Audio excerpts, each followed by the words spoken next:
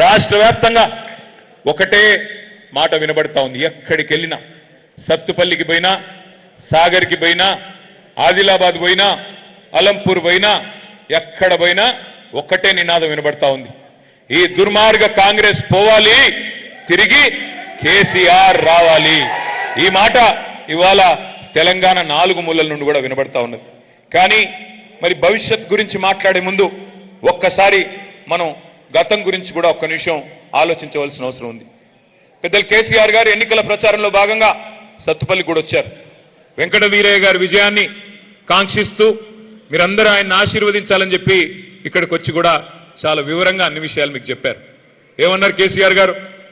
10 ఏళ్ళు, మొదటి 10 ఏళ్ళు ఒక కొత్త రాష్ట్రం ఏర్పడ్డ తర్వాత పటిష్టమైన పునాది వేసుకున్నాం. ఈ సమయంలో అభివృద్ధి ఇట్లాగే కొనసాగాలి అంటే, సంక్షేమం ఇట్లాగే విలసిల్లాలి అంటే తప్పకుండా మళ్ళీ తిరిగి గులాబీ జెండా ఎగరాలి అని ఆశీర్వదించమని చెప్పి కూడా మిమ్మల్ని ప్రార్థించారు. దాంతోపాటు ఆయన ఒక ముఖ్యమైన మాట చెప్పారు మీకు. వాళ్ళు వీళ్ళు ఏదో చెప్తున్నారని చెప్పి అన్నవస్త్రం అని చెప్పి పోతే ఉన్న వస్త్రం పోతుంది, మోసపోతే గోసపడతారు, మోసపోతే ఆగమైపోతారు అని చెప్పి కూడా మనందరినీ కూడా అప్రమత్తం చేసే ప్రయత్నం ఒక తండ్రిగా, తెలంగాణ సాధించిన ఉద్యమ నాయకుడిగా మనందరినీ అప్రమత్తం చేసే ప్రయత్నం ఆయన చేశారు.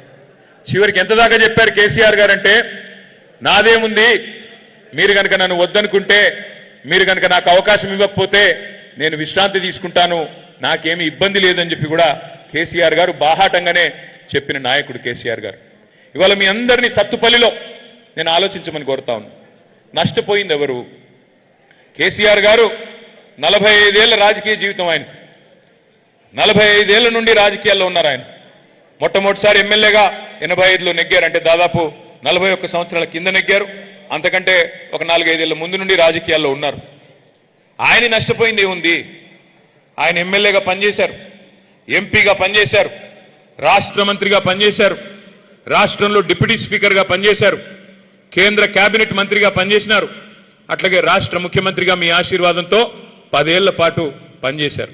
ఈ దేశంలో ఆయన చేయని పదవి అంటూ ఏం లేదు. ఒక ప్రధానమంత్రి పదవి తప్ప అన్ని పదవులు ఆయన చేశారు వాస్తవానికి. కాబట్టి ఆయనకు పోయిందేమీ లేదు, ఆయన బాగానే ఉన్నారు, ఆయనకి ఏం కాల ఏముంది. ఎందుకంటే ఆయన అన్ని చూశారు, గెలుపులు చూశారు, ఓటములు చూశారు. అన్నాడు అన్న నందమూరి తారక రామారావు గారితో కేసీఆర్ గారు మొట్టమొదటిసారి నెగ్గి మరి అధికారంలోకి వచ్చిన విషయం మీకు తెలుసు. అప్పటి నుంచి చూస్తే ఎత్తులు పల్లాలు, గెలుపులు ఓటములు కేసీఆర్ గారు అన్ని చూసిన వ్యక్తి. ఆయన ఏమి కొత్త కాదు, ఇది గెలుపు కొత్త కాదు, ఓటమి అంతకంటే కొత్త కాదు. అందుకే ఎప్పుడు మేము వివరం కలిసిన నాయకులం కేసీఆర్ గారు ఒక్కటే చెప్తారు మాకు, గెలిస్తే పొంగిపోకూడదు, ఓడిపోతే కుంగిపోకూడదు, జీవితంలో ఇవన్నీ కామను, భయపడొద్దు అని చెప్తారు. కానీ నేను మిమ్మల్ని ప్రార్థించేది ఒకటే, వాళ్ళ నష్టపోయింది ఎవరు? నష్టం ఎవరికి జరిగింది? ఆలోచించండి. కేసీఆర్ గారి మాట పెడచెవిన పెట్టినందుకు, మనం కేసీఆర్ గారి మరి మాటలు వినకుండా మాయ మాటలు విన్నందుకు నష్టం ఎవరికి జరిగింది తెలంగాణలో? అందరం కూడా ఆలోచించుకోవాలి. రైతులు ఎంత గొప్పగా భారతదేశానికి స్వాతంత్రం 47లో వస్తే 2014 సంవత్సరం దాకా ఏ ప్రభుత్వము రాష్ట్రంలో కానీ కేంద్రంలో కానీ రైతు చేతిలో రూపాయి పెట్టిన ప్రభుత్వం ఎవరూ లేరు. రైతు చేతిలో అర పైసా పెట్టిన ప్రభుత్వం లేరు. రైతు దగ్గర వసూలు చేసిన వాళ్ళే అందరూ. భూమి శిస్తు పేరు మీద, నీటి తీరువా పేరు మీద, విద్యుత్ బిల్లుల పేరు మీద రైతు దగ్గర తోలు వలిచి వసూలు చేశారు. ఆఖరికి రైతులు అప్పులు కట్టకపోతే మోటార్లు ఎత్తుకుపోయిన రోజులు, స్టార్టర్లు ఎత్తుకుపోయిన రోజులు. ఆ రోజుల్లో అంజుమన్ బ్యాంక్ అని ఉండేది, మరి ఇప్పుడు ఉన్నట్టుంది. కానీ చివరికి తలుపులు కిటికీలు ఎత్తుకుపోయిన రోజులు కూడా ఉన్నాయి, లోన్లు కనుక కట్టకపోతే. మీకు కొంతమందికి పెద్దవాళ్ళకి తెలిసి ఉంటుంది. అట్లాంటి రోజుల నుండి 2014 తర్వాత తెలంగాణ రాష్ట్రం వచ్చిన తర్వాత మొట్టమొదటిసారి దేశ చరిత్రలో ఒక నాయకుడు రైతుకి పెట్టుబడి సహాయం చేయాలని చెప్పి ఆలోచన చేసి ఒకసారి కాదు, 2 సార్లు కాదు, 11 సార్లు నాట్లేసే టైం వచ్చింది అంటే మీకెవరికి దండం పెట్టే అవసరం లేదు, దరఖాస్తు పెట్టే అక్కర్లేదు, దఫ్తర్లు తిరిగే అవసరం లేదు. ఫోన్లన్నీ టింగు టింగు టింగు మని మోగి 70 లక్షల మంది రైతుల ఖాతాల్లో 73,000 కోట్లు వేసిన నాయకుడు భారతదేశంలో మన నాయకుడు కేసీఆర్ గారు. ఇవాళ నేను అడుగుతా ఉన్నా మన రైతు సోదరుల్ని తెలంగాణలో, మా సత్తుపల్లిలో, మా ఖమ్మం జిల్లాలో. నష్టపోయింది ఎవరు? 73,000 కోట్లు కేసీఆర్ గారు వేస్తే, 11 సార్లు వేస్తే, ఇప్పుడున్న ముఖ్యమంత్రి గారు ఏం చేశాడయ్యా ఈ 2.5 సంవత్సరాలలో అంటే 72 సార్లు ఢిల్లీకి మాత్రం పోయి వచ్చాడు. ఏం చేశాడు మరి 72 సార్లు ఢిల్లీకి పోయి అంటే? నాకైతే తెలియదు, ఏమైనా ఉంటే మీకే తెలవాల, నాకైతే తెలియదు. ఎందుకు పోయాడు, ఏం తెచ్చాడు నాకైతే తెలియదు, తెలంగాణ ప్రజలకు కూడా తెలియదు. అట్లాగే నేను అడుగుతా ఉన్నా, కేసీఆర్ గారి ప్రభుత్వంలో ఇదే ఖమ్మం జిల్లాకి, ఇదే కొత్తగూడెం జిల్లాకి, ఉమ్మడి ఖమ్మం జిల్లాకి మొత్తం సస్యశ్యామలం కావాలి, గోదావరిలోని నీటిని ఒడిసి పట్టి బ్రహ్మాండంగా ఖమ్మం జిల్లా రూపురేఖలు మార్చాలి అనే ఒక ప్రయత్నం కేసీఆర్ గారు బలంగా చేశారు. కాంగ్రెస్ వాళ్ళు రాజీవ్ సాగర్, ఇందిరా సాగర్ అనేది 2 ప్రాజెక్టులకి జలయజ్ఞంలో భాగంగా రాళ్ళేసిపోయారు. కానీ చేసింది పెద్దగా ఏమీ లేదు. కానీ కేసీఆర్ గారు ఎవరో నాయకుల పేర్లు, తెలంగాణకు సంబంధం లేని వాళ్ళ పేర్లు ఎందుకని చెప్పి ఆలోచన చేసి మీ జిల్లా మొత్తం తెలంగాణకు ఆరాధ్య దైవమైన భద్రాద్రి సీతారామ స్వామి వారి పేరు మీద సీతారామ ప్రాజెక్ట్ అని పెట్టి మన జిల్లాకి 7 లక్షల ఎకరాలకి, కొత్తగా 4.5 లక్షల ఎకరాలకి కొత్త ఆయకట్టు స్థిరీకరించడానికి, ఎన్ఎస్పి కింద ఉండే కాలువల కింద ఉండే వ్యవసాయాన్ని స్థిరీకరించడానికి 2.5 లక్షల ఎకరాలకి, మొత్తంగా 7 లక్షల ఎకరాలకి సాగునీరు అందించే ఒక బృహత్తరమైన యజ్ఞానికి శ్రీకారం చుట్టారు. అందులో మీ సత్తుపల్లిలో 90,000 ఎకరాలు స్థిరీకరణ, 40,000 ఎకరాలు కొత్త ఆయకట్టు, మొత్తం కలిపి 130,000 ఎకరాలు సీతారామ ప్రాజెక్టు పూర్తయితే మొట్టమొదటి అందుకునే నియోజకవర్గం మీ సత్తుపల్లి నియోజకవర్గం అనే మాట నేను మీకు విజ్ఞప్తి చేస్తా ఉన్నాను. 1 కాదు 2 కాదు, దాదాపు 10,000 కోట్ల రూపాయలతో ప్రారంభమైంది సీతారామ ప్రాజెక్టు. అందులో 8,000 కోట్ల రూపాయలు కేసీఆర్ గారి ప్రభుత్వమే ఖర్చు పెట్టింది. అంటే 80% నిధులు మనం ఆల్రెడీ ఖర్చు పెట్టాం. మరి 2.5 సంవత్సరాల్లో కాంగ్రెస్ ప్రభుత్వం వచ్చిన తర్వాత, జిల్లా మొత్తం కాంగ్రెస్కే గెలుపు అందించిన తర్వాత వారు మనకేమిచ్చారు? ఇవాళ ఖమ్మం జిల్లా రైతులు ఆలోచన చేయాలి. జిల్లా నుండి 3 మంత్రులు ఉన్నారు, ఉప ముఖ్యమంత్రి గారు, వ్యవసాయ మంత్రి గారు, రెవెన్యూ మంత్రి గారు, పవర్ఫుల్ పోర్ట్ఫోలియోలో ఉన్నారు. పవర్ అంతా ఖమ్మం జిల్లాలోనే ఉందట. కానీ మరి ఖమ్మం జిల్లా ప్రజలకు ఏం ఒరిగింది, ఖమ్మం జిల్లా రైతులకు ఏం జరిగింది? దయచేసి మీరు ఆలోచించమని చెప్పి నేను ప్రార్థిస్తా ఉన్నా. రుణమాఫీ అన్నారు, 2 లక్షల వరకు రుణం మాఫీ చేస్తామన్నారు. 2 లక్షలు ఎన్ని డైలాగులు కొట్టారు? 2 లక్షలు రుణమాఫీ అని చెప్పి గద్దెనెక్కిన కాంగ్రెస్ ప్రభుత్వం మరి డిసెంబర్ 2023లో బట్టి విక్రమార్క గారు మీటింగ్ పెట్టారు బ్యాంకర్లందరితో. పెట్టి ఏమన్నారు? 50,000 కోట్లు అవసరం పడుతుంది. ఏది 2 లక్షల రుణం మాఫీ చేయాలి అంటే 50,000 కోట్ల రూపాయలు అవసరం పడుతుందని చెప్పి బ్యాంకర్లు బట్టి గారికి చెప్పారు. బట్టి గారు సరే అన్నారు. మరి ఏమైందో ఏమో తెలియదు. డిసెంబర్ పోయింది, క్యాలెండర్ మారింది, జనవరి వచ్చింది. జనవరిలో ముఖ్యమంత్రి గారి ప్రకటన, 40,000 కోట్లు చాలు రుణమాఫీకి, 2 లక్షల రుణమాఫీకి. 10,000 ఎగిరిపోయింది, ఎవడు తిన్నాడో తెలియదు. 10,000 ఎగిరిపోయింది, 40,000 కోట్లు చాలు, మేము 1 సంవత్సరం కడుపు కట్టుకుంటే ఆ 40,000 కోట్లు ఎడమ చేత్తో ఇచ్చేస్తా అని ముఖ్యమంత్రి గారు మాట్లాడిన మాట మేము నిజమేనేమో అనుకున్నాం. మరి 40,000 మాయమైంది. మళ్ళీ క్యాబినెట్ మీటింగ్ కాడికి పోయేసరికి 31,000 కోట్లు సరిపోతాయన్నారు. 31,000 కోట్లు సరిపోతాయన్నారు. ఓహో, ఆ 9,000 కోట్లు ఎక్కడ పోయిందంటే ఎవరికి తెలియదు. 9,000 కోట్లు మాయమైపోయింది. క్యాబినెట్ నుంచి అసెంబ్లీకి వచ్చే లోపల, అసెంబ్లీలో బడ్జెట్ పెట్టే దానిలో 26,000 కోట్లు అని పెట్టారు. అక్కడ మళ్ళీ ఒక 5,000 కోట్లు మాయమైంది. అంటే ఎక్కడ మొదలైంది? 50,000 కోట్ల కాడ మొదలైంది రుణమాఫీ కథ. అక్కడి నుంచి ముఖ్యమంత్రి గారి దగ్గరికి వచ్చేసరికి 40,000 కోట్లు అన్నాడు. ఎడమ చేతితో ఇచ్చేస్తా, 1 సంవత్సరం కడుపు కట్టుకుంటే చాలన్నాడు. తర్వాత మళ్ళీ క్యాబినెట్ కాడికి వచ్చేసరికి 31,000 కోట్లు. అసెంబ్లీకి వచ్చేసరికి బడ్జెట్ సమావేశాలకు వచ్చే వరకు 26,000 కోట్లు. అక్కడి నుంచి చివరికి ఎక్కడ ఆగిందయ్యా అంటే ఈ మధ్యన నొక్కి నొక్కి చెప్తున్నారు తుమ్మల గారు, 20,000 కోట్లు ఇచ్చాం. అయ్యా నేను అడుగుతా ఉన్నా, 50,000 కోట్లు అని చెప్పింది మీరే, 50,000 కోట్లు అవసరం పడుతుందని చెప్పింది డిసెంబర్ 23లో మీరే, ఇవాళ 20,000 కోట్లు ఇచ్చామని చెప్తుంది మీరే. అంటే దాని అర్థం ఏంటి? రూపాయిలో 40 పైసలు మాత్రమే రుణమాఫీ జరిగింది, ఇంకా 60 పైసలు కాలేదు. ఇది మోసం కాదా? ఇది ఓట్లేసిన ఖమ్మం జిల్లా రైతుల్ని మీరు వంచడం కాదా? మిత్తిలు కట్టుకోండి, 2 లక్షల మీద ఎంతుంటే అంత మీరు కట్టేయండి, మిగతాది మేము కడతామని మీరు చెప్పిన మాట వాస్తవం కాదా? మిమ్మల్ని నమ్మి బ్యాంకుల్లో మిగతా డబ్బులు కట్టుకున్న రైతుల పరిస్థితి ఏంటి? ఇవాళ ఆలోచించమని చెప్పి ఖమ్మం జిల్లా రైతు బిడ్డలు నేను అడుగుతా ఉన్నా. అట్లాగే మీకు తెలుసు రైతు బంధు. అయ్యా కాంగ్రెస్ వస్తే రైతు బంధుకు రామ్ రామ్ చెప్తారు, రైతు బంధు ఉండదు, ఇవ్వరు అని కేసీఆర్ గారు చెప్తే రేవంత్ రెడ్డి గారు ఏమన్నారు ఆ రోజు? ఎవరయ్యా చెప్పింది మీకు రైతు బంధు బంద్ చేసేందుకు? మేమేమన్నా దివానాగాళ్ళమా? మాకేమన్నా దిమాగ్ లేదా? గుర్తుందా డైలాగు? లేదా వీడియో వేయాలా? గుర్తుందా? మేమేమైనా దివానాగాళ్ళమా రైతు బంధు బంద్ చేసేందుకు? మాకేమైనా దిమాక్ లేదా అన్నాడు రేవంత్ రెడ్డి. ఇంకా గుర్తుందా ఏమన్నాడో ప్రతిపక్షంలో ఉన్నప్పుడు? ఏం కేసీఆర్ గారు 2 పంటలకే ఇస్తావా రైతు బంధు, 3వ పంటకి ఇయ్యవా అని ఎకసెక్కాలు ఆడిండు ఆ రోజు. 3వ పంటకు కూడా రైతు బంధు ఇవ్వాలన్న మొనగాడు ఇవాళ ఎక్కడ పోయినాడు మరి? పార్లమెంట్ అప్పుడు ఒక్కసారి రైతు బంధు, పంచాయతీ అప్పుడు ఇంకోసారి. ఇప్పుడు 30 తారీఖున ఇస్తున్నారంటే మళ్ళీ ఏదో ఎలక్షన్ ఉంటేనే ఇస్తాడు తప్ప లేకపోతే ఇచ్చే కేసు కాదు. ఎన్నికలు ఉంటేనే మళ్ళీ రైతు బంధు, లేకపోతే ఇప్పటికి 3 సార్లు రైతు బంధు ఎగ్గొట్టిన దివానా ఎవరు వినబట్ల? 3 సార్లు రైతు బంధు ఎగ్గొట్టిన దిమాగ్ లేనోడు ఎవడు? మరి వాళ్ళు నేనేం బూతులు తిట్టట్లేదు స్వామి, ఆయన చెప్పిందే చెప్తున్నా. దివానాగాడు దిమాగ్ లేనోడు అని ఆయన చెప్పిందానే ఉటంకిస్తున్నాను తప్ప మళ్ళీ లేకపోతే ఎవరో ఒకరు అంటారు ముఖ్యమంత్రి గారిని ఇట్లా అంటావా అట్లా అంటావా. ఈయన ఏం అనట్లేదు, ఆయన చెప్పిందే చెప్తున్నా. అట్లాగే నేను ఒకటి అడుగుతా ఉన్నా, మీరు ఆలోచించమని కోరుతా ఉన్నా. రుణమాఫీ మోసం, రైతు బంధు మోసం, బోనస్ అన్నారు. ప్రతి పంటకి బోనస్, వడ్లకి బోనస్, మక్కలకి బోనస్ 500, పత్తులకి బోనస్ 500, జొన్నలకి, కందులకి, శనగలకి, మిర్చికి అభయహస్తం మేనిఫెస్టోలో ఒక పేజీ పెట్టారు. ఇదిగో 2700 ఇంత, 500 కూడితే 3200 మొత్తం ఇచ్చేస్తాం అని చెప్పి బోనస్ అని చెప్పి ఇవాళ వస్తుందా బోనస్? మొదలేమో వడ్లన్నిటికీ అన్నారు, తర్వాత లేదు లేదు సన్నాలు మాత్రమే అన్నారు. మొన్నటిదాకా 40 రకాల సన్నాలు అన్నారు, ఇప్పుడేమంటున్నారు? 7 రకాలకు మాత్రమే. నేను చెప్తా ఉన్నా ఇలా గుర్తుపెట్టుకోండి, ఆ 7 కూడా రాబోయే రోజుల్లో ఉండదు, అది కూడా మాయం.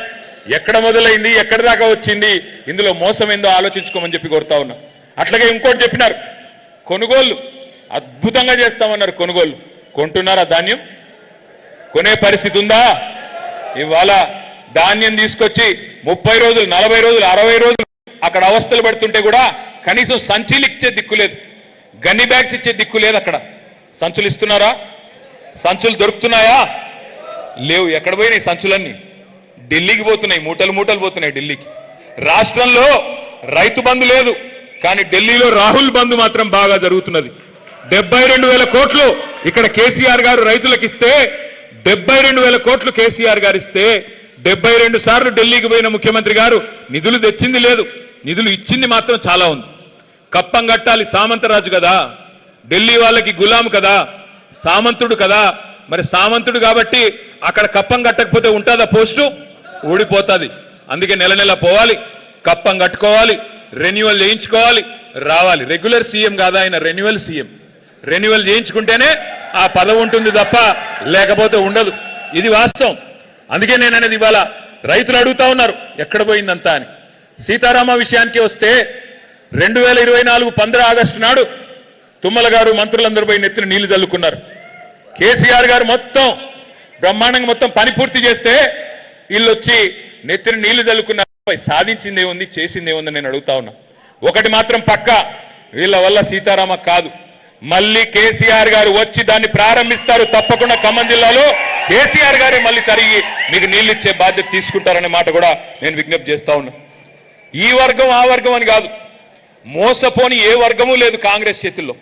నేను ఇక్కడికి వస్తా ఉన్నా, మధ్యలో వీరన్న అంబేద్కర్ గారికి దండయ్య అన్న అంటే అక్కడికి పోతే అక్కడ ఒక 10 మంది విద్యార్థులు వచ్చారు. అన్నా ఫీజు రీయింబర్స్మెంట్ రావట్లేదన్నా, అన్నా ఫీజు రీయింబర్స్మెంట్ రావట్లేదన్నా. ఒక్కసారి గుర్తు తెచ్చుకోండి వాళ్ళ మాటలు. ఏం మాటలు చెప్పారు విద్యార్థులకి? 10వ తరగతి పాస్ అయితే 10,000, 12వ తరగతి పాస్ అయితే 25,000, డిగ్రీ పాస్ అయితే 1,00,000, పోస్ట్ గ్రాడ్యుయేషన్ పూర్తి చేస్తే 5 లక్షలు. గుర్తుందా? ఎస్సీ ఎస్టీ విద్యార్థులందరికీ 10వ తరగతి పాస్ అయితే 10,000, 12వ తరగతి పాస్ అయితే 25,000. నోటికొచ్చిన బొంకుడు, ఇష్టం వచ్చిన మాటలు చెప్పారు. 5 లక్షల విద్యా భరోసా కార్డు ఇస్తాం, విద్యార్థులకు ఒక విద్యా భరోసా కార్డు ఇస్తామన్నారు. ఏమైంది మరి ఈరోజు? 10,000 కోట్ల ఫీజు రీయింబర్స్మెంట్ బకాయిలు ఇవాళ పేరెంట్సే చెల్లించాలి, తల్లిదండ్రులే చెల్లించాలి. ప్రభుత్వం చెల్లించకపోయినా బాధ్యత మీదే అనే పరిస్థితి ఇవాళ వచ్చింది అంటే నష్టపోయింది ఎవరు, నష్టం జరిగింది ఎవరికి? దయచేసి ఆలోచించండి. విద్యార్థులారా, విద్యార్థుల తల్లిదండ్రులారా ఆలోచించండి. ఇదే ఖమ్మం జిల్లాలో మోసపోయి 10వ తరగతికి ఇంత, 12వ తరగతికి ఇంత అంటూ వేలం పాట పాడినట్టు నోటికొచ్చినట్టు వాగ్దానాలు ఇస్తే వాటిని నమ్మిన పాపానికి ఇవాళ కాంగ్రెస్ చేస్తున్నదేంటో దయచేసి ఆలోచించమని చెప్పి నేను కోరుతా ఉన్నా.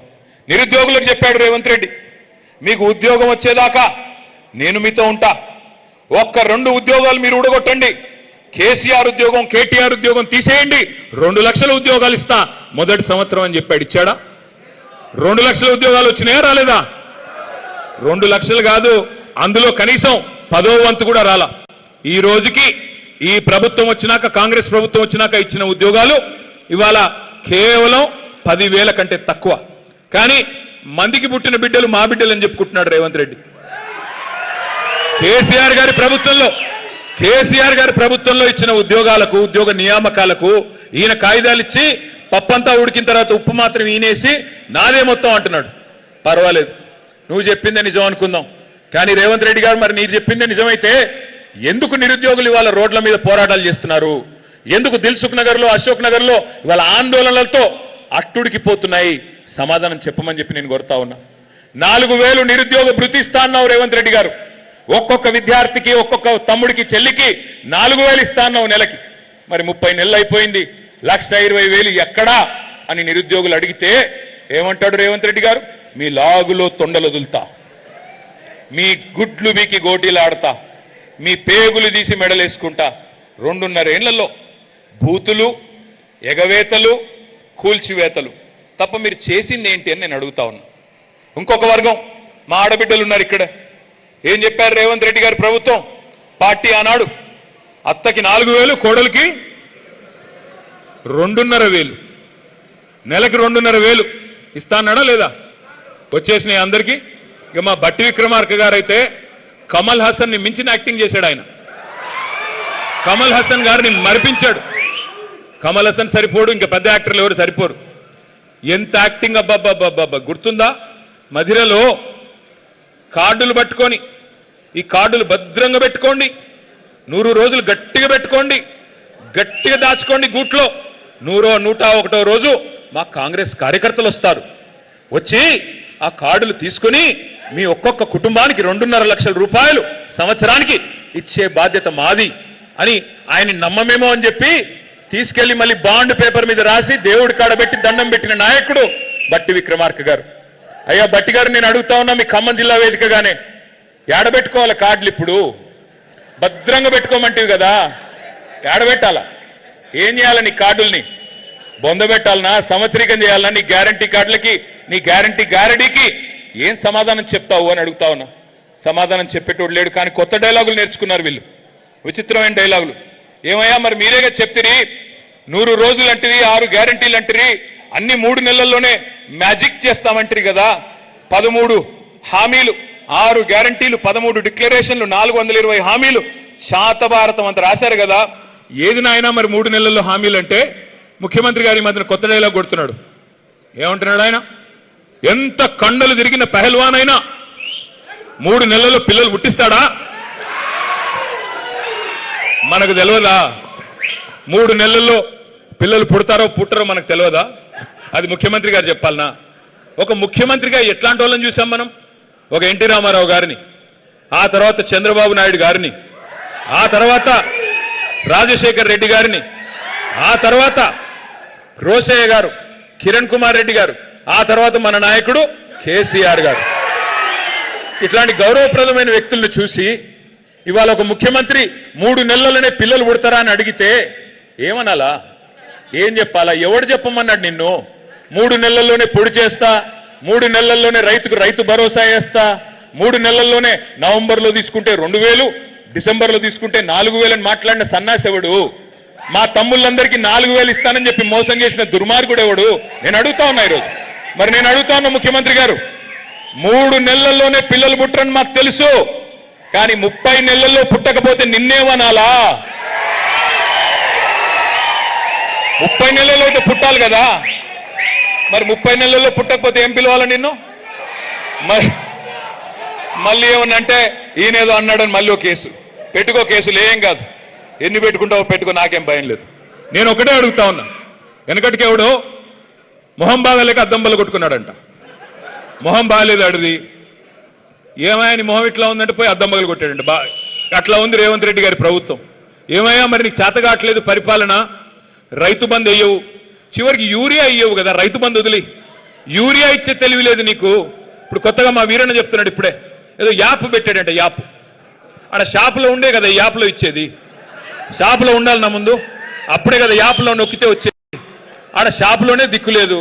అందుకే మీ అందరికి నేను మాటిస్తా ఉన్నా, మళ్ళీ ఖమ్మం జిల్లాలో మీరు మాకు మెజారిటీ సీట్లు ఇచ్చి కేసీఆర్ గారిని ముఖ్యమంత్రి చేస్తే ఆ యాప్ని తీసుకెళ్లి బంగాళాఖాతంలో పాడేసే బాధ్యత మాది.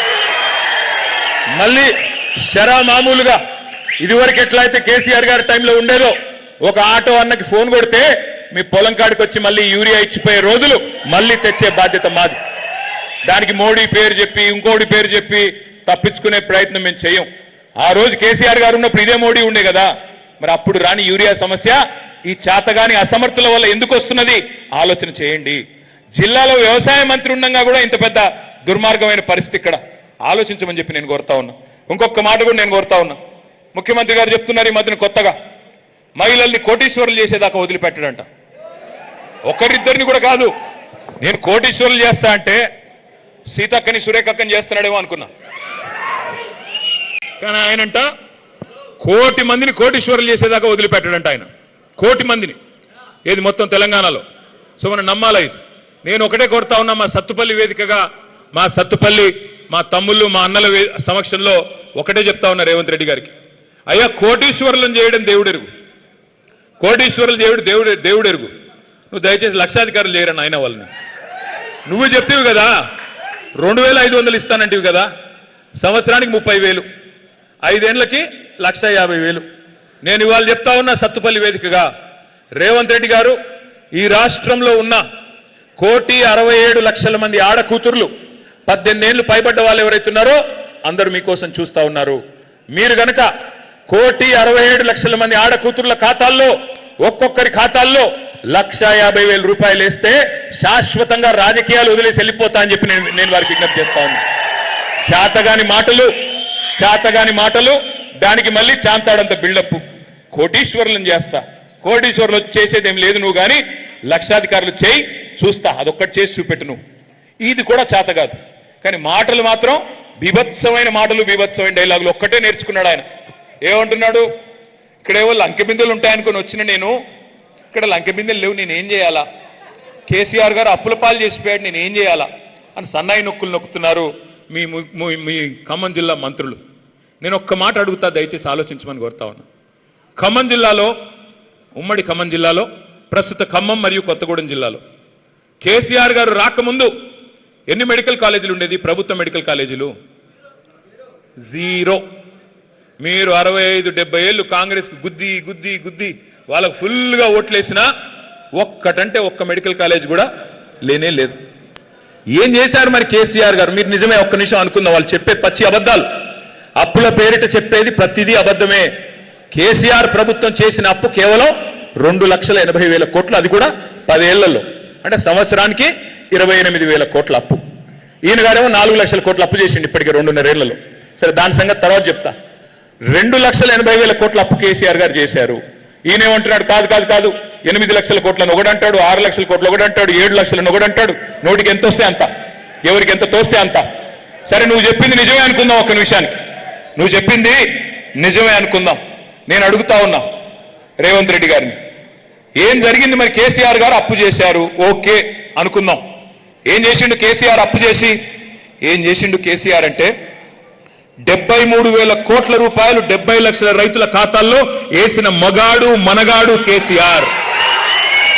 కేసీఆర్ అప్పు చేస్తే 2 సార్లు లక్ష రుణం మాఫీ చేశాడు, 29,000 కోట్లు దానికి ఖర్చు పెట్టాడు. అంటే ఇందాక సోదరులు ఎవరు ఒకరు మాట్లాడుతున్నారు, దాదాపు సుమారు 80,000 కోట్ల, 80,000 కాదు, 102,000 కోట్లు కేసీఆర్ గారు నేరుగా రైతుల ఖాతాల్లో వేసి చూపెట్టాడు అప్పు చేస్తే. కేసీఆర్ ఏం చేసిండు? సీతారామ ప్రాజెక్టు కట్టిండు, మరి బ్రహ్మాండంగా 80% పూర్తి చేసి వడ్డిచ్చిన విస్తరలాగా నీ చేతుల్లో పెట్టిండు. సీతారామకి 8,000 కోట్లు ఖర్చు పెట్టిండు. కాళేశ్వరం ప్రాజెక్టు కట్టిండు కేసీఆర్, కట్టి 1,00,000 కోట్లు ఖర్చు పెట్టి 40 లక్షల ఎకరాలు ఇవాళ సాగులోకి తెచ్చిండు కేసీఆర్. అప్పు చేసిండు కేసీఆర్. ఎస్, పాలమూరు రంగారెడ్డి ఎత్తిపోతల పథకం కట్టి దాన్ని కూడా 90% పూర్తి చేసి దాదాపు 30,000 కోట్లు దాని మీద ఖర్చు పెట్టిండు కేసీఆర్. మీరు అధ్వానంగా చీకట్లో మమ్మల్ని వదిలిపెట్టిపోతే, కరెంటు ఇవ్వకుండా సతాయిస్తే మా రైతన్నల్ని కేసీఆర్ గారు వచ్చిన తర్వాతనే కదా భారతదేశం మొత్తంలో మొట్టమొదటిసారిగా 24 గంటలు ఉచిత విద్యుత్ రైతులకు ఇచ్చిన మనగాడు కేసీఆర్ కాదా? దానికోసం 1,50,000 కోట్లు ఖర్చు పెట్టాడు కేసీఆర్. కొత్త పవర్ స్టేషన్లు, కొత్త ట్రాన్స్ఫార్మర్లు, కొత్త సబ్ స్టేషన్లు, లైన్లు, అట్లాగే కొత్త విద్యుత్ ఉత్పత్తి కేంద్రాలు ఇవన్నీ కట్టింది కేసీఆర్ ప్రభుత్వం కాదా? 7,700 మెగావాట్ల విద్యుత్ సామర్థ్యం ఉంటే ఉత్పత్తి సామర్థ్యం 24,000 మెగావాట్లకు తీసుకెళ్లింది కేసీఆర్ నాయకత్వం కాదా? 24 గంటలు కరెంట్ ఇచ్చిన మాట వాస్తవం కాదా? ఇవన్నిటికీ కేసీఆర్ ఖర్చు పెట్టాడు. దాంతో పాటు కేసీఆర్ అప్పు చేసిండు నిజమే, 1000 గురుకుల పాఠశాలలు పెట్టిండు. ఎస్సీ, ఎస్టీ, బీసీ, మైనారిటీ పిల్లలకి 6.5 లక్షల మందికి మరి సంవత్సరానికి 1,20,000 రూపాయలు వాళ్ళ మీద ఖర్చు పెట్టి, నెలకు 10,000 రూపాయలు ఖర్చు పెట్టి ప్రపంచంతో పోటీపడే పౌరులుగా తయారు చేసిండు కేసీఆర్. అవును, కేసీఆర్ అప్పు చేసిండు. ఏం చేసిండు? 200 రూపాయల పెన్షన్ 10 రెట్లు పెంచి 2,000 రూపాయలు చేసి మరి ఆసరాగా నిలబడ్డాడు పేదింటి ఆడబిడ్డలకి, పేదింటి పెద్ద మనుషులకి. అవును, కేసీఆర్ అప్పు చేసిండు. 14 లక్షల మంది ఆడ కూతుర్లకి కళ్యాణ లక్ష్మి పేరుతో, షాదీ ముబారక్ పేరుతో ఒక మేనమామలాగా 1,00,000 రూపాయలు ఇచ్చి లగ్గం చేసిండు కేసీఆర్. అవును, కేసీఆర్ అప్పు చేసిండు. కేసీఆర్ కిట్లు ఇచ్చి ఆడకూతురు పుడితే 13,000, మగపిల్లోడు పుడితే 12,000. ఎవరన్నా ఇచ్చారా దేశంలో? ఇవన్నీ చేసిండు కేసీఆర్. నేను రేవంత్ రెడ్డిని అడుగుతా ఉన్నా, అయ్యా మరి కేసీఆర్ అప్పు చేస్తే ఇన్ని పనులు చేశాడు, ఇంకా చెప్పమంటే ఇంకో గంట చెప్తా. దయచేసి నువ్వేం చేసావో చెప్పు. 4 లక్షల కోట్లు అప్పు చేసి 2.5 ఏళ్లలో నువ్వు చేసిందేంది, సాధించిందేంది, తెలంగాణకి వండి వారించిందేంది చెప్పమని కోరుతా ఉన్నా.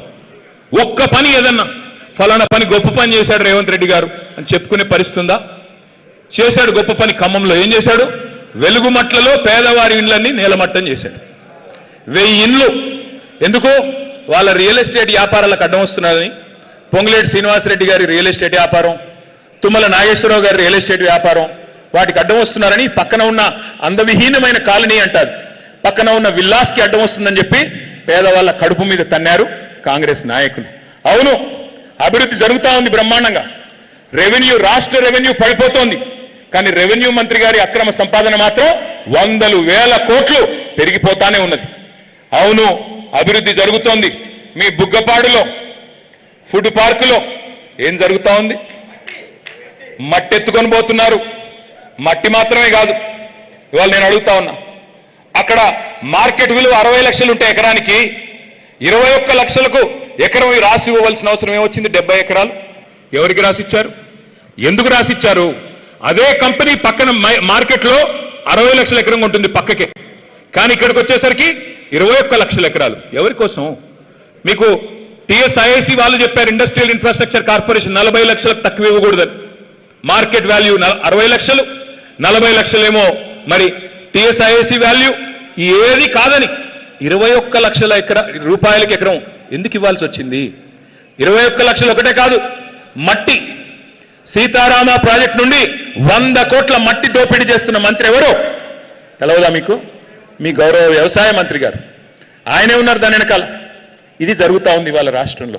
ఏం జరుగుతూ ఉందంటే, పొంగులేటి గారికి మాత్రం 1000 కోట్ల కాంట్రాక్టులు, ఇక్కడ బుగ్గపాడులో దోపిడీ, అక్కడ వెలుగుమట్లలో ఇల్లు నేలమట్టం, రైతుకు రైతు బంధు రాదు, యూరియా దొరకదు, కొనేటోడు లేడు, దేనికి మళ్ళీ ఏమి జరగదు, పెన్షన్లు పెరగవు, ఏది ఒరగదు. కానీ మళ్ళీ అభయహస్తం గాడిది గుడ్డు, అది మాత్రం చెప్పాలి. అందుకే నేను మిమ్మల్ని ప్రార్థించేది, నష్టపోయింది ఎవరు? కేసీఆర్ గారా లేక ఖమ్మం జిల్లాలోని పేద ప్రజల? ఆలోచించండి. నేను ఇక చివరిగా ఒక్క మాట మీకు చెప్పేది, ఇవాళ రాష్ట్రంలో మోసపోని వర్గం లేదు. బీసీలకి 1,00,000 కోట్లు అన్నారు, మోసం. 5 ఏళ్లలో ప్రతి బడ్జెట్లో 20,000 కోట్లు పెడతాం. బీసీలని, ఎస్సీలని, ఎస్టీలని కాంట్రాక్టర్లు చేస్తాం. బీసీలకి 42% వాటా ప్రభుత్వ కాంట్రాక్టులలో, ఎస్సీ ఎస్టీలకు 32% వాటా అన్నారు. మరి ఇవాళ పొంగులేటి శ్రీనివాసరెడ్డికి తప్ప ఎవరికన్నా వస్తున్నాయా కాంట్రాక్టులు? దయచేసి మీరు ఆలోచించండి. ఆయన మాత్రం 1000 కోట్లు వెనకేసుకోవచ్చు. కానీ ఇవాళ ఎస్సీ ఎస్టీ బీసీలకు ఇచ్చిన మాట మాత్రం ఎక్కడా చెల్లుబాటు కాదు. అందుకే మరి మీ మనసు నిండా ఉంది. నేను చూస్తా ఉన్నా సత్తుపల్లిలో దిగిన కాడికి వెళ్ళి ఇప్పటిదాకా మనసు నిండా ఉంది. ఏముంది? కేసీఆర్ గారు తిరిగి ముఖ్యమంత్రి కావాలి అనే కమిట్మెంట్ ఉందా? ఉందా? పక్కానా? వీరయ్య గారు మళ్ళీ తిరిగి గెలవాలా వద్దా? గెలవాలంటే కొద్దిగా గట్టిగా సౌండ్ పెంచాలా? కేసీఆర్ గారు తిరిగి ముఖ్యమంత్రి కావాలా వద్దా?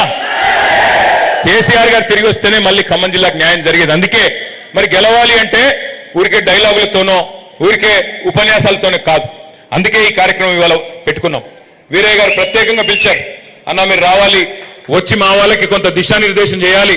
మరి 294 బూతులు ఉన్నాయి సత్తుపల్లి నియోజకవర్గంలో, మరి కొంత మాకు గైడెన్స్ ఇవ్వాలని అడిగారు. అందుకే రెండు కార్యక్రమాలు ముఖ్యమైన కార్యక్రమాల గురించి మీకు చెప్పడానికి ఇక్కడి దాకా వచ్చాం. ఒకటి ఎస్ఐఆర్ అనే కార్యక్రమం రేపు ఉదయం నుంచి ప్రారంభం కాబోతా ఉంది. ఎస్ఐఆర్ అంటే ఏంటో ఒక్క నిమిషం మీకు చెప్పే ప్రయత్నం నేను చేస్తా. ఒక్కసారి దయచేసి అందరూ అది తీసేయమనండి. మీరు వదిలి వాళ్ళు తీసుకుంటారు, మీరు ఆగండి. ఎస్ఐఆర్ ఒక్కసారి దీన్ని చూడాలని చెప్పి నేను కోరుతా ఉన్నా. దయచేసి అందరూ కూడా 10 నిమిషాలు చూడండి. ఆ తర్వాత మనం భోజనాలకు వెళ్ళిపోదాం. ఎస్ఐఆర్ అండ్ సభ్యత్వం రెండు. ఎస్ఐఆర్ అనే కార్యక్రమం ఏంటి అంటే ఇది బేసిక్గా ఓటర్ లిస్ట్ ని జల్లెడ పట్టే కార్యక్రమం, వడబోసే కార్యక్రమం. ఇందులో ఏం పెద్ద కన్ఫ్యూజ్ కావాల్సిన అవసరం కానీ భయపడాల్సిన అవసరం కానీ లేదు. మన వాళ్ళ ఓట్లన్నీ కూడా, ఎందుకంటే 2 దుర్మార్గమైన ప్రభుత్వాలు ఉన్నాయి, కేంద్రంలో బీజేపీ, ఇక్కడ రాష్ట్రంలో కాంగ్రెస్. వాళ్ళు ఏమన్నా మాయ చేస్తారేమో, మన వాళ్ళ ఓట్లు ఏమన్నా కట్ చేస్తారేమో అనే అభిప్రాయం అందరికీ ఉంది. ఎందుకంటే మీరు చూస్తే మన పశ్చిమ బెంగాల్ ఎన్నిక జరిగింది. పశ్చిమ బెంగాల్లో 95 లక్షల ఓట్లు తీసేశారు. చివరికి మమతా బెనర్జీ గారు ఓడిపోతే 42 లక్షల ఓట్ల తేడాతో ఆమె ఓడిపోయారు. బీహార్లో 65 లక్షల ఓట్లు తీస్తే అక్కడ అందరూ అనుకున్నారు లాలూ ప్రసాద్ గారి పార్టీ గెలుస్తుందని, కానీ ఆ పార్టీ ఓడిపోయింది. అక్కడ మళ్ళీ బీజేపీ వాళ్ళు గెలిచారు. అంటే ఇక్కడ ఏదో జరుగుతూ ఉంది. మరి ఏమన్నా దుర్మార్గం చేసే ప్రయత్నం చేస్తారా? తెలంగాణలో కూడా అట్లాగే ఏమైనా చేసే ఆలోచనలో ఉన్నారా? అందుకే అప్రమత్తంగా ఉండడానికే, మీరందరూ కూడా హుషారుగా ఉండడానికే ఈ మరి ప్రజెంటేషన్. దయచేసి 5 నిమిషాలు ధాన్యంగా చూడండి. ఇక్కడ వచ్చిన వాళ్ళల్లో ఒక్కసారి ఎస్ఐఆర్ బూత్ లెవెల్ ఏజెంట్లు చేయలేపాలి. 294 మంది ఎస్ఐఆర్ బూత్ లెవెల్ ఏజెంట్లు. మీ అందరికీ ఆ పుస్తకాలు ఇచ్చారా? ఒకసారి ఆ పుస్తకాలు చూపెట్టండి. అందరూ చూపెట్టండి పుస్తకాలు ఒక్కసారి. అందరికి వచ్చినాయా రాలేదా? రాకపోతే మళ్ళీ పంపిద్దాం. వచ్చినాయి, వెరీ గుడ్ వచ్చినాయి. మరి ఏం చేయండి అంటే అందరు ఇంటికి వెళ్ళాక ఆ పుస్తకాన్ని తీసుకెళ్ళి అట్లా పారేసి మళ్ళీ బయటికి వెళ్ళిపోండి. పుస్తకం తెరిచి చదవకండి. ఓకే? చదవరా? దండం పెడతా చదవండి. అందులో ముఖ్యమైన విషయాలు ఉన్నాయి. ముఖ్యంగా ఈ ఎస్ఐఆర్ కార్యక్రమానికి సంబంధించి అతి కీలకమైన అంశాలు ఉన్నాయి. దయచేసి గుర్తుపెట్టుకోండి. Next slide. అసలు ఎస్ఐఆర్ అంటే ఏంటి? ఎస్ఐఆర్ అంటే చాలా సింపుల్ ప్రాసెస్. మనకి ఎస్ఐఆర్ అనేది మొదటిసారి జరగట్లేదు. భారతదేశంలో ఇదివరకు ఒక 13 సార్లు జరిగింది. ఈసారి జరిగేది 14వ. రేపు ఉదయం నుంచి ప్రారంభం కాబోతా ఉంది. ఏం జరుగుతుంది ఎస్ఐఆర్లో అంటే, చివరిసారి మనకి ఎస్ఐఆర్ అనేది జరిగింది ఉమ్మడి ఆంధ్రప్రదేశ్లో 2002వ సంవత్సరంలో జరిగింది. మరి ఆ రోజు సత్తుపల్లి నియోజకవర్గం ఉండేది, కానీ భిన్నమైన సత్తుపల్లి ఉండేది. ఆ రోజు జనరల్ ఉండేది. అప్పట్లో ఆ సత్తుపల్లి వేరు, ఇప్పుడున్న సత్తుపల్లి వేరు. కానీ ఇప్పుడు ఏం చేస్తారు? ముందు మన బూత్ లెవెల్ ఏజెంట్లుగానేమో మీరున్నారు పార్టీ తరఫున, అట్లాగే బూత్ లెవెల్ ఆఫీసర్గా గవర్నమెంట్ తరఫున, ఎన్నికల కమిషన్ తరఫున అంగన్వాడీ టీచర్లు కానీ ఇంకోరు కానీ వాళ్ళు ఉంటారు. సో వాళ్ళు ఏం చేస్తారంటే, ముందు ఈ పార్టీకే చేసి ఉండాలా, ఓటర్ లిస్ట్ ముందు పెట్టుకొని, ఆ బూత్లో 1000 ఓట్లు ఉంటాయి. ఆ 1000 ఓట్లు ముందు పెట్టుకొని, చివరిసారి ఎస్ఐఆర్ జరిగింది 2002వ సంవత్సరంలో. ఆ 2002 voter list, latest voter list 2025, రెండు పక్క పక్కన పెట్టుకుని రెండు పోల్చుకుంటారు. పోల్చుకొని ఏం చేస్తారు? 2002లో లేని పేర్లు ఏమన్నా 2025లో ఉంటే వీళ్ళు ఎవరు అని ఐడెంటిఫికేషన్ చేస్తారు. అంటే ఉదాహరణకి ఇప్పుడు వీరయ్య గారు ఉన్నారు. వీరయ్య గారికి 2002లో వీరయ్య గారి పిల్లలకి ఓటు హక్కు లేదు అనుకోండి ఆ రోజు. ఇప్పుడు 2025లో ఓటు హక్కు వచ్చింది. మరి కొత్తగా కనబడుతున్న పిల్లలు ఎవరు? ఆ పిల్లల్ని వీరయ్య గారికి లింక్ చేయాలి, మ్యాపింగ్ చేయాలి, ఫ్యామిలీ మ్యాపింగ్ చేయాలి అంటే ఒక చిన్న ఫామ్ నింపాలి. ఇప్పుడు మీ పిల్లలు ఉన్నారు. ఫర్ ఎగ్జాంపుల్, మీకు కొత్త కోడలు పిల్ల వచ్చింది. 2002లో మీ కొడుకు పెళ్ళి అవ్వలేదు. 25 కాడికి మీ కొడుకు పెళ్ళయింది, కోడలు ఇంటికి వచ్చింది. మరి కోడలు ఓటు ఇక్కడే రాస్తాం కదా, 25లో ఓటు ఉంది. ఎవరు ఈ అమ్మాయి అంటే, ఈ అమ్మాయి మా కొడుకు భార్య అని చెప్పి మీరు ఒక ఫామ్ నింపి కుటుంబ పెద్దగా సంతకం పెట్టి మీరు ఇచ్చినట్టయితే ఆ ఫ్యామిలీ మ్యాపింగ్ పూర్తిగా కంప్లీట్ అవుతుంది. నెక్స్ట్, ఇది పెద్ద కన్ఫ్యూజ్ అయ్యేది ఏమీ లేదు. ఆఫీసర్లు మీరు రోజుకి మీరు తిరిగేది 50 ఓట్లు మాత్రమే, చూసేది 50 ఓట్లు మాత్రమే. అంటే రోజుకి ఒక 10 నుంచి 15 ఇండ్లు, అంతకంటే ఎక్కువే ఉండదు. మొత్తం 1000 ఓట్లు బూత్లో 30 రోజుల్లో కవర్ చేయాలి. 1000 ఓట్లు అంటే 300 నుంచి 350 ఇండ్లు ఉంటాయి. మరి నెల రోజులు కవర్ చేయాలంటే రోజుకి 10 నుంచి 15 ఇండ్లు కవర్ చేయాలి. ఆ 10-15 ఇండ్లలో మనం ఏం చేయాలంటే మనం ఒకసారి ఇది ఓవరాల్గా చూస్తే ఇది ఇంపార్టెంట్ డేట్, ఇది ఒకటి చూడండి. రేపటి నుంచి స్టార్ట్ అవుతుంది ఎస్ఐఆర్. 24 జూలై అంటే సరిగ్గా నెల రోజులు జరుగుతుంది. ఇంటింటికి వచ్చే కార్యక్రమం నెల రోజులు జరుగుతుంది. 24 జూలై, 25 రేపు స్టార్ట్ అవుతుంది, 24 జూలై దాకా నడుస్తుంది. తర్వాత జూలై 31 నాడు, జూలై నెలాఖరికి లిస్ట్ పెడతారు. అయిపోయింది ఎస్ఐఆర్, మరి ఇదిగో ఓటర్ లిస్ట్ అని పెడతారు. అందులో మీకు ఆబ్జెక్షన్స్ ఉంటే, అభ్యంతరాలు ఉంటే ఒక నెల రోజులు మనకు గడువు ఉంటుంది. ఆగస్టు నెల మొత్తం మనకు టైం ఉంది. ఆగస్టు నెలలో అబ్జెక్షన్స్ మనం ఆ బిఎల్ఓ గారి ద్వారా మరి తహసీల్దార్ కార్యాలయంలో మనం సమర్పించవచ్చు. సమర్పించిన తర్వాత అభ్యంతరాలు పరిష్కరించడానికి వాళ్ళకు ఒక నెల రోజులు ఉంటుంది. సెప్టెంబర్ నెలంతా వాళ్ళు మొత్తం మన అభ్యంతరాలు పరిష్కారం చేయాలి. అక్టోబర్ 1 నాడు ఫైనల్ ఓటర్ లిస్టు పబ్లిష్ చేస్తారు. మరి ఈయన రైతు బంధు వేస్తున్నాడు అంటేనే నా అనుమానం అయితే జెడ్పీటీసీ ఎంపీటీసీ ఎలక్షన్లు పెట్టడానికే వేస్తున్నాడు. కాబట్టి మీరు జాగ్రత్తగా ఇప్పుడు మీరు ఎస్ఐఆర్ కార్యక్రమంలో మీరు పాల్గొంటే, మరి తప్పుడు ఓట్లు ఏవి లేకుండా చూసుకుంటే ఎంపీటీసీగా జెడ్పీటీసీగా పోటీ చేయాలనుకుంటున్న సోదరులు ఎవరైతే ఉన్నారో వారు చాలా క్రియాశీలంగా ఉండాల్సిన అవసరం ఉంది, జాగ్రత్త పడాల్సిన అవసరం ఉంది. నెక్స్ట్, ఏం చేయాలి? బిఎల్ఏ బూత్ లెవెల్ ఏజెంట్ గారు ఏం చేయాలి? ఏమి చేయక్కర్లేదు. జస్ట్ సింపుల్గా మీ పనులు 4. 1, 18 ఏళ్ళు నిండిన వారికి ఓటు హక్కు వచ్చే విధంగా చూసుకోవాలి, దానికి తగ్గ విధంగా ఫామ్ నింపాలి. 2వది, ఎవరైనా చనిపోయిన వారి ఓట్లు కనుక ఉంటే వారి ఓట్లు తీసేయించాలి. 3వది, ఎవరైనా ఇక్కడ నుంచి ఓటు సత్తుపల్లి నుంచి ఇంకో ఖమ్మంకో లేకపోతే హైదరాబాద్కి వెళ్ళిపోయారు, వారి ఓటు ఇక్కడ తీసేయాలి, అక్కడ రాయించాలి. ఇక్కడ తీసేయాలంటే చెప్తాను సార్, అది కూడా చెప్తాను. అయితే ఇక్కడ 3వది ఏంటంటే, ఇక్కడ నుంచి ఎవరైనా ఉదాహరణకు మీ కూతురు పెళ్ళయింది, అమ్మాయి ఓటు ఇక్కడ తీసేయాలి, వాళ్ళ అత్తగారింట్లో రాయించాలి. అట్లాగే మీ ఇంటికి కోడలి పిల్ల వచ్చింది, ఆ అమ్మాయి వాళ్ళ తల్లిగారింట్లో ఓటు తీయాలి, మీ ఇంట్లో ఓటు రాయాలి. ఈ 4 రకాలు. ఇది ఇక్కడ చాలా ఇంపార్టెంట్ పాయింట్, అదే చెప్తున్నారు వీరన్న. ఇంపార్టెంట్ పాయింట్ ఏంటంటే, మీకు నాకు అందరికీ తెలుసు. నెక్స్ట్ మరి కొత్త ఓటు రాయించాలంటే ఈ 13 డాక్యుమెంట్లలో ఏదున్నా సరిపోతుంది. బర్త్ సర్టిఫికెట్ కానీ, క్యాస్ట్ సర్టిఫికెట్ కానీ, మీకు ఏదైనా పెన్షన్ వస్తుంటే ఆ పెన్షన్ది కానీ, లేదా ఏదైనా యూనివర్సిటీ నుంచి మెట్రికులేషన్ కానీ ఏదైనా సర్టిఫికెట్ కానీ, ఇట్లా 13 రకాల డాక్యుమెంట్స్లో ఏది ఉన్నా మీకు ఓటు హక్కు ఇవ్వాల్సిందే. ఇదంతా కూడా మీకు ఇచ్చిన పుస్తకంలో ఉంది, మీరు చూసుకోవచ్చు. నెక్స్ట్, ఇంపార్టెంట్ ఇది, ఇప్పుడు వీరన్న చెప్తుందంతా ఇది మీ అందరికీ తెలుసు, నాకు తెలుసు, మీకు తెలుసు. 2014 దాకా మనంతా ఒకటే రాష్ట్రం, ఆంధ్ర తెలంగాణ. 14 తర్వాత మనం వేరుపడ్డాం, మన రాష్ట్రం మనది, వాళ్ళ రాష్ట్రం వాళ్ళది. అయితే ఇక్కడ ఇంపార్టెంట్ ఏంటంటే, చాలా మందికి మీ సత్తుపల్లి మరి మీ బార్డర్, మీరు అవతల ఆంధ్ర యువతల తెలంగాణ. కాబట్టి ఏమవుతుంది, చాలా మందికి 2 ఓట్లు ఉండే అవకాశం ఉంది. ఎక్కడ? 1 మీ సత్తుపల్లి లోపలే ఉండే అవకాశం ఉంది. సత్తుపల్లి లోపలే ఒకటేమో ఊర్లో ఉండొచ్చు, ఇంకోటి సత్తుపల్లి టౌన్లో ఉండొచ్చు. ఊర్లో 1, సత్తుపల్లి టౌన్లో ఉండొచ్చు. లేదా 2వది ఏంటి, పార్లమెంట్ లోపల, అంటే ఒకటి సత్తుపల్లిలో ఉండొచ్చు, ఇంకోటి ఖమ్మంలో ఉండొచ్చు. 3వ రకం, ఒకటి ఇక్కడ ఉండొచ్చు, ఇంకోటి హైదరాబాద్లో ఉండొచ్చు, తెలంగాణ లోపల ఇంకో చోటు ఉండొచ్చు. ఇక 4వ రకం, 4వ విషయం ఏంటి అంటే, ఒకటి ఇక్కడ ఉండొచ్చు, ఇంకోటి ఆంధ్రాలో ఉండొచ్చు. అది ఇక్కడ ఇంపార్టెంట్ పాయింట్, దయచేసి అందరూ మనసు పెట్టినండి. చట్టం ప్రకారం, ఈ ఎస్ఐఆర్ చట్టం ప్రకారం 2 ఓట్లు కనుక కలిగి ఉంటే సంవత్సరం జైలు శిక్ష పడే అవకాశం ఉంది. మళ్ళీ తర్వాత చెప్పలేదని నన్ను అనొద్దు. ఎస్ఐఆర్ చట్టం ప్రకారం ఎవరికైనా 2 ఓట్లు ఉంటే తప్పకుండా 1 సంవత్సరం జైలు శిక్ష పడే ప్రమాదం ఉంది. ప్రకాష్ రాజ్కి నేను నోటీస్ కూడా ఇచ్చారా? అచ్చా, డబుల్ ఓట్లు ఉన్నాయని ప్రకాష్ రాజ్ అనే సినిమా యాక్టర్ గారికి, పాపులర్ యాక్టర్ అయినా, ఆయనకి నిన్నే నోటీసులు కూడా ఇచ్చారని వీరని చెప్తున్నారు. అందుకే దయచేసి మిమ్మల్ని కోరేది, బూత్ లెవెల్ ఏజెంట్లు ఎవరైతే ఉన్నారో మీకు బాధ్యత ఎక్కువగా ఉంటుంది. మీరు దయచేసి, మీకు లిస్ట్ కూడా నేను ఇస్తాను. ఏం లిస్టు? అనుమానాస్పదంగా డూప్లికేట్ ఓట్లు. ఉదాహరణకు నేను చెప్తున్నాను, ఇక్కడ చూడండి మీరు, ఇది నిజమైన ఓటర్ లిస్ట్ ఎగ్జాంపుల్. ఇది ఇక్కడ ఒక అమ్మాయి ఉంది, అమ్మాయి పేరు లావణ్య, భర్త పేరు శ్రీనివాస్. ఆ అమ్మాయి మన జూబ్లీ హిల్స్ ఎలక్షన్లో మనం ఉప ఎన్నికల్లో ఓడిపోయాం. ఎట్లా ఓడిపోయామని చెప్పి ఆరాధిస్తే 15,000 ఓట్లు, దొంగ ఓట్లు ఉన్నాయి అక్కడ, కాంగ్రెస్ వాళ్ళు రాయించారు. 15,000. చివరికి వాళ్ళు 24,000 ఓట్లతో గెలిచారు. ఈ అమ్మాయికి 5 ఓట్లు ఉన్నాయి. అబ్బాయి ఏం లేదు, మీ దగ్గర కూడా చాలా మందికి ఉంటాయి సత్తుపల్లి.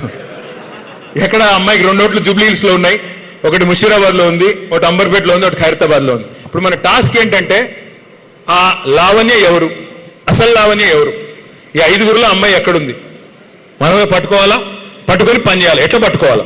నెక్స్ట్ మీ అందరికీ 2 రకాల పుస్తకాలు ఇచ్చాం. ఒకటి హ్యాండ్ బుక్, రెండోది వర్క్ బుక్. హ్యాండ్ బుక్ ఏమో ఇప్పుడు మీరు నాకు చూపెట్టారు, అందులో ఈ వివరాలన్నీ ఉన్నాయి. నెక్స్ట్ ఓటర్ లిస్ట్ కూడా ఇచ్చారా? నెక్స్ట్ ఇది కూడా. నెక్స్ట్ ఇది ఎలా పట్టుకోవాలి? నేను మీకు సత్తుపల్లి నియోజకవర్గానికి సంబంధించి అనుమానాస్పద డూప్లికేట్ ఓట్ల లిస్ట్ కూడా నేను మీకు ఇస్తాను, వీరయ్య గారికి ఇస్తాను. ఎట్లా? ఇప్పుడు ఆ లావణ్య గారిని ఎట్లా పట్టుకున్నాం మనం? ఓటర్ లిస్ట్ పెట్టుకుని ఒక చిన్న కంప్యూటర్ చిన్న ప్రోగ్రామ్ రన్ చేస్తే స్పష్టంగా చెప్తుంది భర్త పేరు అమ్మాయి పేరు కలిపి ఆ వయసు కూడా ఒకసారి 7 సంవత్సరాల రేంజ్లో పెడితే ఎన్ని ఓట్లు ఉన్నాయని చూస్తే చాలా అనుమానాస్పద ఓట్లు ఉన్నాయి. అనుమానాస్పదం అంటున్నాను నేను, పక్కా డూప్లికేట్ అన్నట్ల. అట్లా ఓట్లు మీకు ఇస్తాం లిస్టు. దాన్ని మీరేం చేయాలి? వీరయ్య గారు మీకు బూత్ల వారీగా ఇస్తారు. ఇస్తే మీరు చూసుకోవాలి, వర్క్ బుక్లో టిక్ పెట్టుకోవాలి. ఫలానా తేజ గొట్టి ముక్కల, వినోద్ బాబు ఉయ్యూరు, అలా పక్కన టిక్ పెట్టుకోవాలి. వాళ్ళు లింక్ అయ్యారా లేదా, వాళ్ళ ఫ్యామిలీతో అయిందా లేదా, ఓటు ఉందా లేదా, ఏమైనా అనుమానాస్పదంగా ఉందా, టిక్ పెట్టుకోవాలి. రోజుకు మీరు కవర్ చేసేది 50 ఓట్లు మాత్రమే, 50 మాత్రమే. ఆ 50 దగ్గర పోతాం, తెల్లారి మళ్ళీ 50. అట్లా నెల రోజుల పాటు ప్రక్రియ సాగుతుంది. ఇందులో కన్ఫ్యూజ్ ఏం లేదు కదా, ఏం అనుమానం ఏం లేదుగా. సో సింపుల్ ప్రాసెస్, కాంప్లికేట్ ఏం లేదు. చివరి స్లైడ్. ఇది ఒక్కటి గుర్తుపెట్టుకోండి. కేసీఆర్ గారు సీఎం కావాలి, ఓకే. వీరయ్య గారు గెలవాలి, ఓకే. ఊరికినే డైలాగులు కొడితే అయిపోద్దా?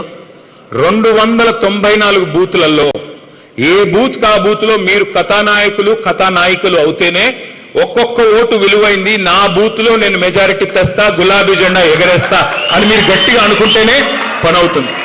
నాకు తెలుసు ఎట్లా ఉంటారు కొంతమంది నాయకులు అంటే, నేను మండల స్థాయి నాయకుడిని, నేను బూత్లో ఉండడం ఏంటి, నేను జిల్లా స్థాయి నాయకుడిని, నేను మండలంలో తిరగడం ఏంది, నేను రాష్ట్ర స్థాయి నాయకుడిని, నేనేంది ఒక బూత్ చూసేది అంటారు. కానీ అయ్యా నేను చెప్పేది ఒకటే, నువ్వు ఎంత పెద్ద నాయకుడు అయినా నీ బూత్లో మెజారిటీ తెప్పితే నీతో నాకేం లాభం? ఎంత పెద్ద నాయకుడైనా బూత్లో మెజారిటీ తెస్తేనే, ఇంట గెలిచి రచ్చగిస్తేనే పార్టీకి ఏమన్నా ఆయన వల్ల ఉపయోగం తప్ప లేకపోతే ఏమీ లేదు. దయచేసి ముందు మీరు మీ బూత్ సెక్యూర్ చేసుకోండి. మీ బూత్లో మెజారిటీ వచ్చే విధంగా మెంబర్షిప్ కానీ అట్లాగే ఎస్ఐఆర్ కానీ జాగ్రత్తగా చేయండి. ఒక్క నిమిషం మీకు మెంబర్షిప్ కార్యక్రమం గురించి కూడా ఒక్కసారి మీకు చూపెట్టాలి. ఆ స్లైడ్స్ పెట్టండి అమ్మా. ఇది కొత్త డిజిటల్ యాప్ మనం లాంచ్ చేసాం. ఇవాళ రేపు అన్ని యాప్లోనే చేసే ప్రయత్నం చేస్తున్నారు. సినిమా టికెట్లు కూడా యాప్లో కొంటున్నారు. అందుకే ఏమనుకున్నామంటే పుస్తకాలు అంటే యూరియా యాప్ వద్దు కానీ ఇది మాత్రం కావాలి, అది కూడా చెప్తున్నాం. యూరియా యాప్ వద్దు, అది చండాలం. కానీ ఈ యాప్ ఎందుకు ఇంపార్టెంట్ అంటే మనకి చక్కగా డేటా మొత్తం ఏది మన మెంబర్ల డేటా ఫోన్ నంబర్తో సహా బ్రహ్మాండంగా మనకు అందుబాటులో ఉంటుంది. రేపు ఏమైనా మెసేజ్ పంపాలన్నా, మీరు మాకేమైనా చెప్పాలన్నా సులువుగా ఉంటుందని చెప్పి ఇది పెట్టాం. అయితే ఇందులో నెక్స్ట్ స్లైడ్, ఇందులో కేవలం 6-7 స్టెప్స్ ఉంటాయి. అందులో మెంబర్షిప్ అయిపోతుంది. ఉదాహరణకి తమ్ముడు రాకేష్ రెడ్డి ఉన్నాడు. రాకేష్ రెడ్డి సత్తుపల్లిలోని బూత్ నంబర్ 20లో ఓటర్ అనుకోండి. ఇప్పుడు ఆ బూత్ ఏజెంట్ ఎవరైతే మన వాళ్ళు ఉన్నారో, మెంబర్షిప్ ఇన్ఛార్జ్ ఎవరైతే ఉన్నారో వారు ఏం చేయాలి? రాకేష్ రెడ్డి గారి ఇంటికి పోతాం, మాట్లాడిన తర్వాత తమ్ముడు మీరు మా పార్టీలో చేరతారని అడుగుతాం. ఆయన సుముఖంగా ఉన్నాడు. సుముఖంగా ఉంటే ఏం చేస్తాం? వెంటనే ఆ యాప్లో రాకేష్ రెడ్డి అని టైప్ చేస్తాం. రాకేష్ రెడ్డి పేరు మీద ఊళ్ళో ఎంతమంది ఉన్నారో అన్ని పేర్లు వస్తాయి. మీరు మీ ఏ బూత్కి అయితే మీరు ఇన్ఛార్జ్గా ఉన్నారో ఆ బూత్ ఓటర్లు మాత్రమే మీకు కనబడతారు. పక్క బూత్ కనబడదు, యువతల పక్క బూత్ కనబడదు. అంటే బూత్ నెంబర్ 20 అంటే మీకు 20 వాళ్ళు మాత్రమే కనబడతారు. 21 కనబడదు, 19 కనబడదు. సో రాకేష్ రెడ్డి గారు ఒకవేళ 20వ బూత్లో ఓటర్ అనుకోండి, రాకేష్ రెడ్డి అని మీరు టైప్ చేయగానే ఆయన పేరు వస్తుంది. ఆయన పేరు మీద మీరు క్లిక్ చేయగానే ఒకవేళ 2-3 రాకేష్ రెడ్డిలు ఉంటే ఇంటి పేరు చూసుకుని ఎవరు కరెక్ట్ క్లిక్ చేయాలి. చేస్తే వెంటనే ఆయన మొత్తం వివరాలు యాప్లోకి వచ్చేస్తాయి. ఓటర్ ఐడి ఏంటి, ఆయన తండ్రి పేరు ఏంటి, అడ్రస్ ఏంటి అన్నీ ఎక్కుతాయి. ఎక్కగానే మీరేం చేయాలా? ఆయన ఫోన్ నెంబర్ అడగాల. అయ్యా మరి మీ ఫోన్ నెంబర్ చెప్పండి. ఫోన్ నెంబర్ చెప్తారు. చెప్పగానే వెంటనే ఆయనకు ఓటీపీ పంపిస్తాం. ఓటీపీ ఏంటో తెలుసా? ఏంటది? 1 టైం పాస్వర్డ్. సత్తుపల్లి ఫాస్ట్, నేను వేరే దగ్గర అడిగితే చెప్పలా. సో 1 టైం పాస్వర్డ్ ఎందుకు పెట్టాము? ఇది ఫోన్ నెంబర్ తప్పుగా కాకుండా కరెక్ట్గా ఉండాలి, వెరిఫికేషన్ కోసం పెట్టుకున్నాం. సో 1 టైం పాస్వర్డ్ వస్తుంది. ఆ పాస్వర్డ్ ఎంటర్ చేయగానే ఆ ఫోన్ నెంబర్ కూడా అప్డేట్ అవుతుంది. తర్వాత వెంటనే ఫోటో తీసుకోవాలి రాకేష్ రెడ్డి గారిది, వెంటనే అదే యాప్లో ఆయన మొహం మంచిగా నీట్గా వచ్చేటట్టు చూసుకొని ఫోటో తీసుకుంటాం. ఎందుకు చెప్తాను మీకు. ఫోటో అయిపోద్ది, అయిపోగానే అప్లోడ్ చేయాలి, మొత్తం మెంబర్షిప్ అయిపోతుంది. ఫోటో తీసుకోవడం ఎందుకు? నెక్స్ట్ ఫోటో తీసుకోవడం ఎందుకు అంటే బ్రహ్మాండమైన డిజిటల్ కార్డు, ఇట్లా అద్భుతమైన కార్డు మీ జేబులో గౌరవంగా పెట్టుకుని రేపటి రోజున గవర్నమెంట్ వచ్చాక మీరు ఏ గవర్నమెంట్ ఆఫీస్కి వెళ్ళినా కేసీఆర్ గారి తాలూకా మనిషి వచ్చాడు, జాగ్రత్త, చక్కగా బీఆర్ఎస్ హార్డ్కోర్ నాయకుడు, ఈయనకి పనులు చేసి పెట్టాలని గౌరవం సమాజంలో అందరూ ఇవ్వాలి, అధికారులు కూడా ఇవ్వాలనే ఉద్దేశంతో ఈ కార్డుని తయారు చేశాము. అది కూడా మీరు ఫోటో దిగితే ఆ కార్డు కూడా వెంటనే డిజిటల్గా మీ ఫోన్లోకి వస్తుంది. ఆ తర్వాత ఫిజికల్ కార్డు వీరయ్య గారు మీకు ఇస్తారు. చివరిగా నేను చెప్పేది ఒకటే, 10 ఏళ్ళు ప్రభుత్వాన్ని నడిపాం, ఒక తపస్సులాగా పనిచేశాం. రైతులు బాగుండాలి, రాష్ట్రంలో పేదలు బాగుండాలి, బలహీన వర్గాలు బాగుండాలని పథకాలు తీసుకొచ్చాం. కానీ ఒక చిన్న పొరపాటు జరిగింది. కార్యకర్తల విషయంలో చేయాల్సినంత చేయలేదు, అది వాస్తవం. నేను మీ అందరికీ మాటిస్తా ఉన్నా, 2028 డిసెంబర్లో మళ్ళీ అధికారంలోకి వచ్చిన తర్వాత మీ అందరి బాగోగులే లక్ష్యంగా నేను ప్రత్యేకమైన ఒక టాస్క్ కింద పెట్టుకుని నేను పనిచేస్తాను. మీ పదవులు కానీ మీకు సమాజంలో మీకు రావాల్సిన గౌరవం కానీ దాన్ని కాపాడే బాధ్యత వ్యక్తిగతంగా నేను తీసుకుంటాను. పెద్దలు కేసీఆర్ గారితో మాట్లాడి గతంలో జరిగిన చిన్న పొరపాట్లు ఏవి జరగకుండా నేను చూసుకుంటాను. దయచేసి మీరందరూ కూడా కార్యోన్ముఖులై ఎస్ఐఆర్ కానీ మెంబర్షిప్ కానీ వీరయ్య గారి నాయకత్వంలో అద్భుతంగా చేస్తారు అని ఆశిస్తూ, మరి ఒక్క 2 విషయాలు, ఒక్క మాట ఒక్క 2 విషయాలు ఒక్కసారి చివరిగా ముగించే ముందు ఒకసారి రేవంత్ రెడ్డి గారిని చూసి ముగిద్దాం, ఓకేనా? రేవంత్ రెడ్డి గారు ప్రతిపక్షంలో ఉన్నప్పుడు ఏం చెప్పారు వరి ధాన్యం కొనుగోలు గురించి? ఆ వీడియో ఒక్కసారి చూడండి మీరు. నేను అడుగుతున్నా, నరేంద్ర మోడీ ఒట్టు కొనేది ఉంటే నువ్వేమైనా బ్రోకర్ గారివి దళారి పని చేస్తావా? రాష్ట్ర ప్రభుత్వం దగ్గర డబ్బులు లేవా? 2.5 లక్షల కోట్ల రూపాయల బడ్జెట్ ఉన్నప్పుడు రైతుల దగ్గర కొనాల్సింది నువ్వు. ఇక్కడున్న పేదలు, ఇక్కడున్న రైతులు, ఇక్కడున్న యువకులు, ఇక్కడున్న మహిళలు, ఇక్కడున్న దళితులు, గిరిజనులు, బలహీన వర్గాల బిడ్డలు నీకు ఓటేసి నిన్ను ముఖ్యమంత్రిని చేస్తే నువ్వు కొనకుండా మోడీ కొనాలి, బోడిగాడు కొనాలి అని మోకాలకు బోడిగుండుకు లింకు పెట్టి మాట్లాడుతుంది రాష్ట్ర ముఖ్యమంత్రి. ఒట్లు కొననప్పుడు నీకు గద్దె మీద ఉండే అధికారం లేదు కేసీఆర్.